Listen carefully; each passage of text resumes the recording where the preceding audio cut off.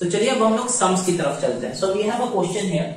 Okay, so this question is from the example which I gave you. So let's say we have gender as one variable and liking towards statistics at second variable. दो variable है, एक है gender और एक है liking towards statistics. Okay, so the gender में there are two basic levels, that is male and female. And towards liking of statistics, there are some people who like statistics and there are some people who doesn't like statistics. तो यहाँ पे जो मेरा variable है वो frequency के terms में express है. नॉमिनल वेरिएबल क्या है? फ्रीक्वेंसी के टर्म्स में एक्सप्रेस है. So let's see, there are 15 males who like statistics. There are 18 females who like statistics. There are 20 males who doesn't like statistics and there are 23 females who doesn't like statistics. तो data है मेरे पास, कितने लोग like करते हैं, कितने लोग dislike करते हैं. Now my question is, does gender, the variable gender is associated with the variable liking towards statistics? क्या gender and liking towards statistics है, ये दोनों वेरिएबल का कोई एसोसिएशन है? ठीक है, तो ये अब हम लोग फाइंड करेंगे with the help of chi square through this sums. ठीक है, तो सबसे पहले क्या करना है, इसमें हम लोग row total and column total कर लेते हैं. Okay, row total and column total. So 20 plus 15 that gives us 35 and then we have 18 plus 23 that gives us 41. Then we have 43 and then we have 15 plus 18 that gives us 33. ठीक है, सो हम लोग क्या किए, रो total कर लिए, column total कर लिए. Okay, now the very first column which we will make is FO. Okay, FO that is observed frequency. FO क्या है? observed frequency. तो जो हमने बोला था कि जो डेटा आपको प्रोवाइडेड रहेगा वो बेसिकली क्या होगा, ऑब्जर्व फ्रीक्वेंसी होगा.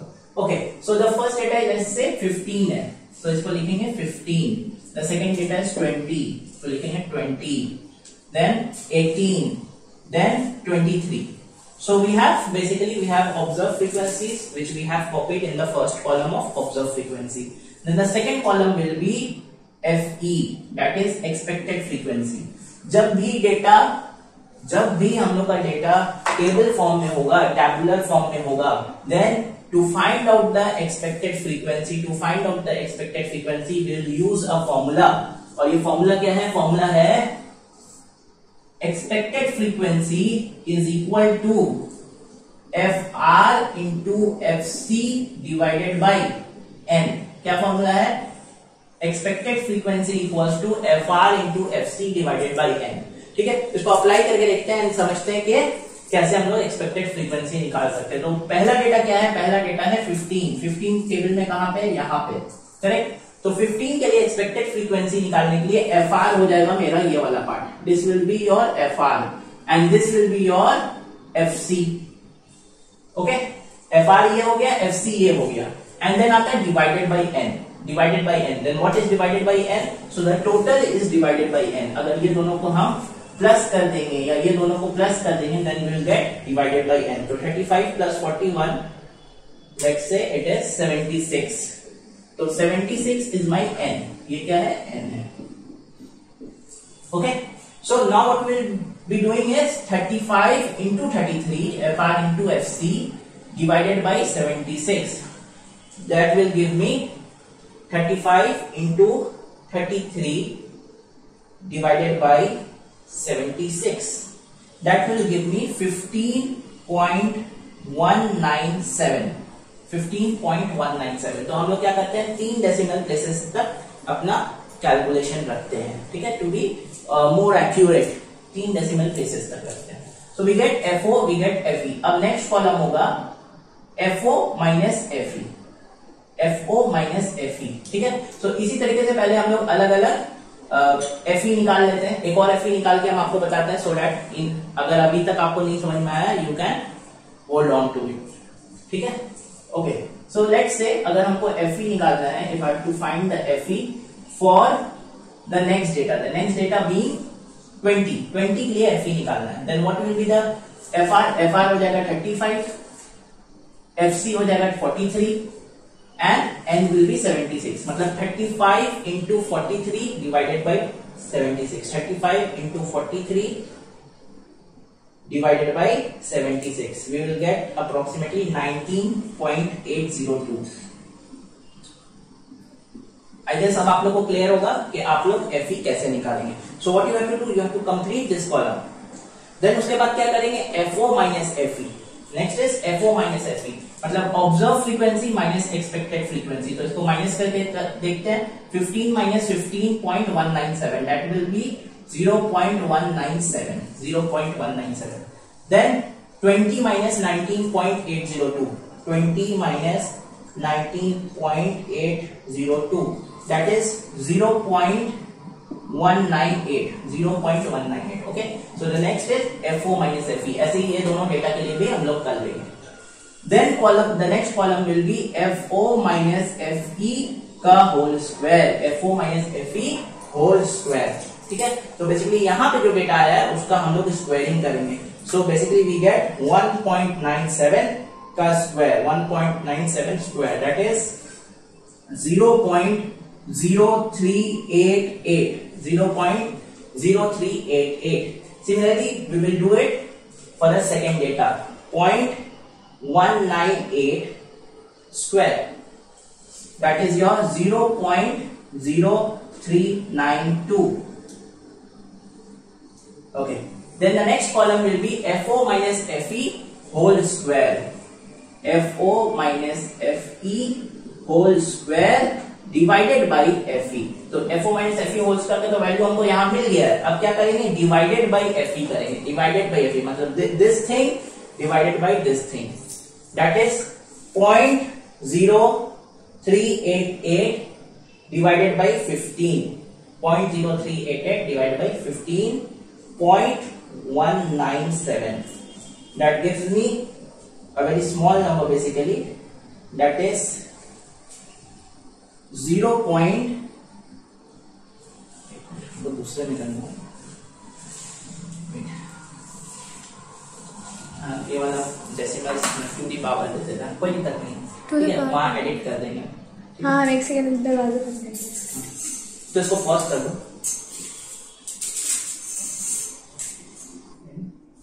Okay, so what we will do, we will divide this from this. तो इसको 0.0388 divided by 15.197. That comes to nearly 0.002 etcetera. 0.002. And then second वाले में आते हैं. That is your 0.0392 divided by 19.802. 19.802. So that gives me approximately, इसका भी data बहुत छोटा है. That is approximately 0.002. ठीक है. तो इस तरीके से हम लोग ये पूरे कॉलम्स को फिल कर लेंगे. ठीक है, पूरे सारे कॉलम्स को बाकी दो डेटा के लिए भी फिल कर लेंगे. And then we will do the summation part. तो जब तक हम फिल कर लेते हैं एक बार, ठीक है, एंड देन हम लोग समेशन करते हैं. Okay, so what we did, we completed the table. ठीक है, हम लोग टेबल को क्या करते हैं, कंप्लीट कर लेते हैं, कॉलम्स को कंप्लीट कर लेते हैं. And then we see we get approximately a very small values for this column. ठीक है, और ये कॉलम को अब क्या करेंगे, ये कॉलम के सारे वैल्यूज को प्लस कर लेंगे. तो वैल्यूज को प्लस करके क्या आएगा, here we get 0.007. 0.007 which is a very small value. काफी छोटी वैल्यू है.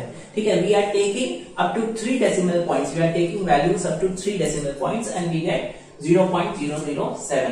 And this is the actual value of chi-square. इसमें जो chi-square का वैल्यू है, that is basically the total of this column he chi-square का वैल्यू होगा. Okay, okay.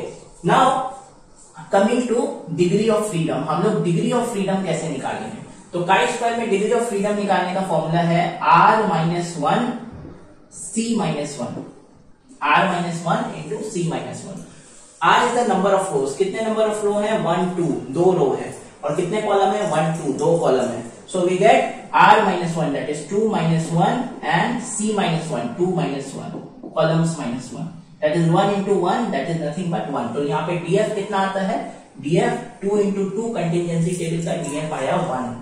इसको क्या बोलते हैं 2 into 2 कंटिंजेंसी टेबल। 2 कॉलम है 2 रो है तो 2 into 2 कंटिंजेंसी टेबल। क्या आता है मेरा DF आता है 1। Okay, now for the critical value of chi square for DF1 if we refer it from the table appendix table which is given basically text books के स्टैटिस्टिक्स के text book के last वाले page में आपको मिलेगा। यहाँ पे हम लोग अटैच भी कर देंगे पोस्ट में, ठीक है। तो वहां पे आपका chi square का क्रिटिकल वैल्यू जो होगा that will be the critical value of chi square at 0.05 level of significance is 3.84 at df equals to 1। df1 में chi square का value at level of significance 0.05 is 3.84। okay, now what is the meaning of 0.04 as level of 0.05 as the level of significance? इसका मतलब ये होता है कि आप जो भी कंक्लूड कर रहे हैं the chances of making an error in that is 5%। ठीक है, कितना एरर का चांसेस है 5%। आपका कंक्लूजन में एरर का चांसेस 5% है, मतलब it is 95% when you can say your answers with 95% confidence तो वो सही होगा। ओके, सो chi square 0.05 पे 3.84। नाउ नेक्स्ट अब हम लोग को क्या करना है, अब हम लोग को कंपेयर करना है। कंपेयर किसको करना है, computed value of chi square and the critical value of chi square, table value of chi square।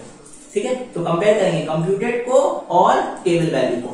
Let's see कि क्या होता है। सो यहां पे हम लोग देख सकते हैं कि जो कंप्यूटेड वैल्यू है that is 0.07 is very less to the table value of chi square। It is very less as compare to the table value of chi square, which means that we fail to reject null hypothesis। हम लोग null hypothesis को reject नहीं कर पाए। Now इसका मतलब क्या हुआ, इन सिंपल टर्म्स इसका मतलब क्या हुआ, तो इसको समझने के लिए पहले null hypothesis लिख लेते हैं एंड ऑल्टरनेटिव hypothesis लिख देते हैं। ठीक है, सो बेसिकली यहां पे थोड़ा मिटा देते हैं ताकि we get some space. Okay,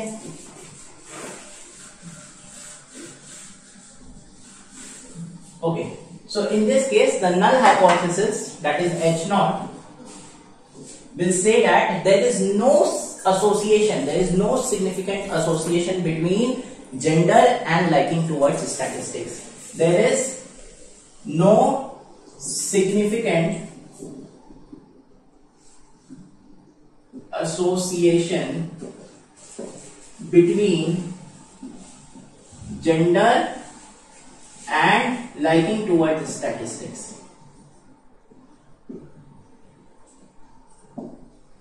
तो हमने शॉर्ट में लिख लिया liking towards statistics and the alternative hypothesis will be HA will be there is a significant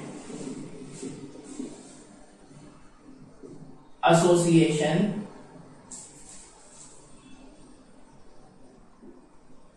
between gender and liking towards statistics। So liking towards statistics। So H not क्या बोला है, gender and liking towards statistics related नहीं है, associated नहीं है। आपका कुछ भी जेंडर हो, जरूरी नहीं है कि आपका ओपिनियन टुवर्ड्स स्टैटिस्टिक्स क्या होगा, कोई फर्क नहीं पड़ता उससे। और ऑल्टरनेटिव बोल रहा है कि आपके जेंडर पे कहीं ना कहीं फर्क पड़ता है, दोनों कहीं ना कहीं एसोसिएटेड है। ठीक है, इट माइट बी कि आप मेल हैं तो आप स्टैटिस्टिक्स अच्छा लगेगा, इट माइट बी आप फीमेल हैं तो स्टैटिस्टिक्स अच्छा लगेगा, तो कहीं ना कहीं एसोसिएशन है दोनों का। सो यहाँ पे क्या हो रहा है, यहाँ पे कंप्यूटेड वैल्यू जो है that is very less than the critical value. So since the computed value is less than the critical value we fail to reject null hypothesis. Null hypothesis को रिजेक्ट नहीं कर पाए। In other words, in other terms we will say that there is no significant association between gender and liking towards statistics।